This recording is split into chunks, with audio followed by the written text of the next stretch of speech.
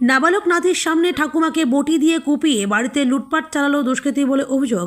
রবিবার ভোরে ঘটনাটি ঘটেছে মালদার হবিবপুর থানার বুলবুলচণ্ডীর ৩ নম্বর কেন্দুয়া গ্রামে।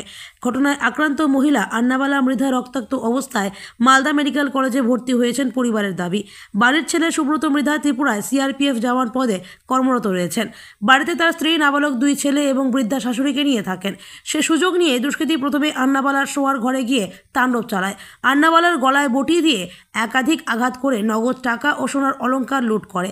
পরে তার বৌমার ঘরে ঢুকেও লুটপাট চালায় দুষ্কৃতী। স্থানীয়দের দাবি, গ্রামে 3 দিন ধরে কীর্তনের আসর চলছে। আক্রান্ত পরিবারের চিৎকারেও টের পাননি গ্রামবাসীরা। দুষ্কৃতী পালিয়ে যেতেই হইচই পড়ে গ্রামে। পুলিশ ঘটনাস্থল থেকে বটিটি উদ্ধার করেছে। তবে গ্রামের মধ্যে বাড়িতে ঢুকে হামলা চালিয়ে লুটের ঘটনায় আতঙ্কিত গ্রামবাসীরা। পুলিশের ভূমিকা নিয়ে প্রশ্ন তুলছেন তারা। তাদের দাবি, রাতে পুলিশ টহলদারি ঢিলেঢালা থাকায় দুষ্কৃতীদের বারবারন্ত বুলবুলচণ্ডীতে। রাতের বেলা আমি যখন শুয়েছিলাম তখন আমার ঠাম্মা বলছিল যে টয়লেট যাবি। আমি বললাম না। টয়লেটে গিয়েছিল, তখন তাড়াতাড়ি করে ঘরে কে যেন একটা ঢুকে গেছিলো। তখন ঘরে ঢোকার সাথে সাথে আমি বুঝলাম এটা আমার ঠাম্মা হতেই পারে না, এত তাড়াতাড়ি টয়লেট কীভাবে হবে। তো তারপর যেই ঠাম্মা ঢুকলো আমি হালকা চেতন পেয়েছিলাম। তখন দেখলাম যে ঠাম্মার কেউ একটা মুখ চেপে ধরেছে বালিশ দিয়ে চেপে ধরেছিল। বলেছে গলা কেটে দিব, সব কিছু যা আছে সব কিছু বের কর। তো বলার সাথে সাথে একবার কোপ দিয়েছিল, কিন্তু আমি থামিয়ে দিয়েছিলাম, বললাম যে কিছু করবেন না। তো সব বের করে দাও ঠাম্মা, আমি বললাম যে চাবি ওখানে আছে, বের করে নিতে হবে। তো সব কিছু বের করার পর কানের দুল যা ছিল সব টান দিয়ে খুলে নিল। মালাও খুলে নিয়েছিল, আমার মালাও খুলে নিয়েছিল। যখন ওই ঘরে লুটপাট করা হয়ে গেছিলো, তখন আমার মায়ের ঘরে এসেছিলো। মায়ের ঘরে এসে আমাকে বলছিল কি, এই জায়গাটা দাঁড়িয়েছিল, আমাকে বলছিল যে তোর মাকে ডাক। এবার আমি যখন মাকে ডাকলাম তখন মা দরজা খুললো, সাথে সাথে ও ঢুকে গেল। আর কিসের ভয় দেখাচ্ছিল, বটিটার ভয় দেখাচ্ছিল। তখন মা বললো যে কী হয়েছে। মা বিছনার উপর বসে পড়লো। তখন আলমারিতে গিয়ে ও খোঁজাখুঁজি করা শুরু করে দিল। তখন মা খুলে রেখে দিল বালাগুলো। তখন বালাগুলো খোলার সাথে সাথে তখন মাকে বলল যে যা আরও কিছু আছে কি ঘরে। তারপরে যেই শুনেছে যে লোকেদের ডাকছে, তখন শুনে ও মাকে ধাক্কা দিয়ে ফেলে দিয়ে পালিয়ে গেল, কিন্তু দরজাটা বন্ধ করে দিয়ে গেছিল, ছিটকুনি দিয়ে গেছিল। ওই দরজাটাও ছিটকুনি দিয়ে বাইরে থেকে। হ্যাঁ।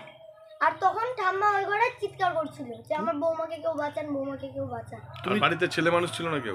কেউ ছিল না ওই ঘরে, শুধু ছেলে মানুষ বলতে একটা আইস দাই ছিল, আর কেউ ছিল না। তুমি জেগেছিলে? হ্যাঁ, ডেকেছিলাম, আইসদাকে ফোন করে দিয়েছিল, আমাকেও সাথে ঘরের মধ্যে বন্ধ করে দিয়েছিল। বলছি যারা এসেছিল তাদের হাতে কি ছিল? যারা এসেছিল তারা তো আমাদের ঘর থেকেই বটে নিয়েছিল। কজন ছিল? একজন। আর ওই সাইডে একজন ছিল, মোটা করে একটি লোক। কটার সময় তো? তখন বাজে 2টা, 2:30। তো ওই এরা আর কি জিনিস নিয়ে গেছে? এরা আরো তোমার যেমন টাকা, আমার ভাইয়ের অন্নপ্রাশনের টাকা, আমার টাকা, তারপর আমার অন্নপ্রাশনের টাকা, আর মায়ের ঘরে এই যে এখানে ছিটিয়ে পড়ে আছে ওইগুলো আংটি নিয়ে গেছিল।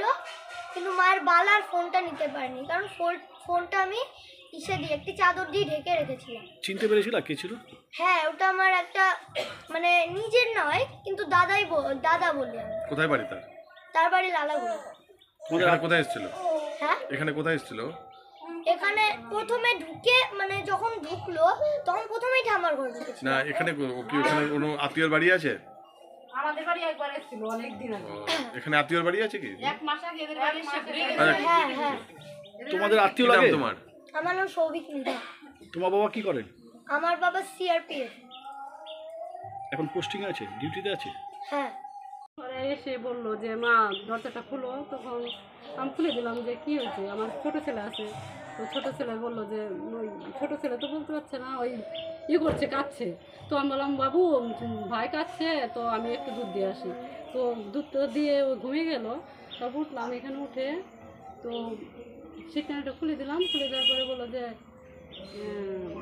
ওইমনি হককে ঢুকে গেল ওই নিয়ে বটিটা নিয়ে ঢুকে যাওয়ার পরে এখানে ধরছে, বলতেছে যে যা আছে বের করে দেয়। তো আমি তো একটু ওকে দেখে চিনতে পেলাম যে হয়তো তারপরে সে আমি কি বলবো, কি নাম ওর? যা আছে নিয়ে যাও। ওকে চেনেন?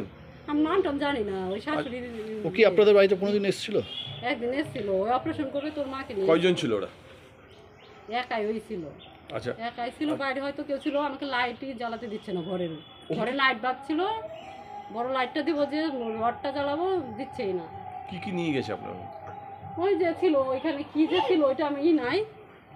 হুম, সোনা গয়না অলংকারপত্র কিছু নিয়ে গেছে? এই যে কানে মালাই ছিল, মালা তো নাই, মালা এমনি ইয়ের মালা ছিল, হাতের একটা ছিল সোনার, ওইটা নিয়ে গেছে। কত টাকার জিনিস হবে তাও? আপনার শাশুড়ি কি কি নিয়েছে?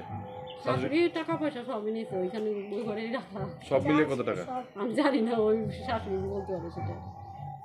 আর শাশুড়িকে এখানে হ্যাঁ, এখানে গলার মধ্যে তো দেখলাম অনেকটা, আমি তো ওই বাচ্চাখানে তবে এক ঝলক দেখলাম। এখন কোথায় আছে শাশুড়ি? মালদাতে আছে। হাসপাতাল মেডিকেলে ভর্তি? হ্যাঁ, কি নাম আপনার? কণিকা সরকার। মানে যে ছেলেটা ছিল চিনতে পেরেছেন? চিনতে কি, ওই আমার হচ্ছে বিনাদির ছেলের মতোই তো লাগছে, আমি ডাউট করছি ওই হবে। ওই আপনার কি দেখেছে- আত্মীয়? আত্মীয়? আত্মীয়, হ্যাঁ, আমাদের আত্মীয় কি মানে আমার শাশুড়ির ইয়ে। অনুমান করছেন? হ্যাঁ, শাশুড়ির ইয়ে ওইটা, কিন্তু ওই দেখেছে মুখোশটা সরে গেছিল। আচ্ছা, মুখোশ পড়েছিল? হ্যাঁ, পরা ছিল, মাস্কের মতো কেমন একটা টুপি দিয়েছিল, এখানে পরা ছিল। কখন হয়েছে ঘটনাটা? 2টার দিকে। আপনার বাড়ি কোথায় এটা? এটা কোথায় জায়গার নাম? জায়গার নাম এটা কেন্দ্র। বুলবুলচন্ডী। হ্যাঁ, বুঝলি। আপনার স্বামী কি করেন? সিআরপিএফ চাকরি করে। উনি আছেন? না, বাইরে। আপনার কয় ছেলে মেয়ে, কজন থাকেন এখানে? এখানে যে 2 ছেলে আর শাশুড়ি আর আমি। স্বামী ছিলেন না? নামটা নিয়ে নেন। আপনার নাম? কণিকা সরকার। আপনার কি এখন আতঙ্কে রয়েছেন? অবশ্যই, সেটা তো আতঙ্ক থাকবেই। কত টাকার জিনিস নিয়ে গেছে ও? এখন কিভাবে আইডিয়া করবো আমি?